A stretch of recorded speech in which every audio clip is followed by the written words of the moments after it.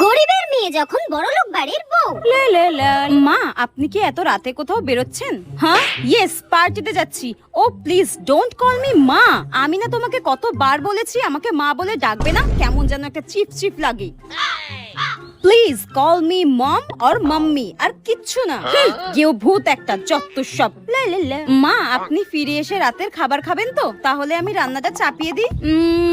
না না না, আমার জন্য ডিনার বানাতে হবে না, আমি পার্টি থেকে খেয়ে আসবো। আর আজকে রাত্রে তোমাকেও বাড়িতে খাবার দাবার বানাতে হবে না। তুমি একটা কাজ করো, তুমি বাইরে থেকে খাবার অর্ডার করে নাও, ঠিক আছে? হ্যাঁ, অনলাইনে খাবার অর্ডার করতে হবে? কিন্তু মা, আমি তো অনলাইনে খাবার অর্ডার করতে পারি না। হ্যাঁ, তুমি অনলাইনে খাবার অর্ডার করতে পারো না? ও মাই গড, আমার বেটাটা কাকে বিয়ে করেছে? আমার কাছে তো কোনোদিন ফোনই ছিল না। নেহাত আমার বেটা তোমাকে ভালোবেসেছিল তাই, নইলে তোমার মতো ভিখিরি আর গেও ভূতকে এই চৌধুরী বংশের বউ কোনোদিনও করতাম না। যত সব। এতে আমার কি দোষ?